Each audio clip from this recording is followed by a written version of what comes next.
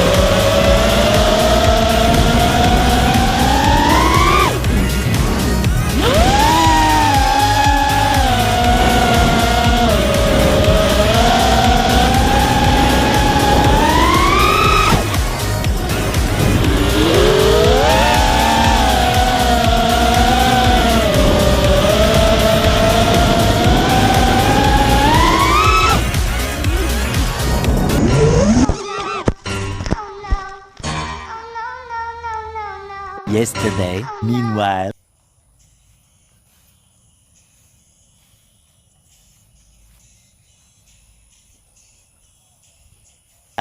Much later, much later, 3 days later, 3 days later. Tercer día de búsqueda y todavía papi ahí. Y yo sin hacer nada. Arre.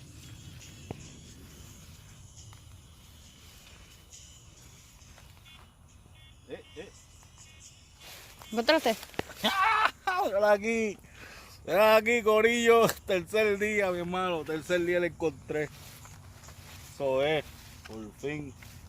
A ver los videos estos.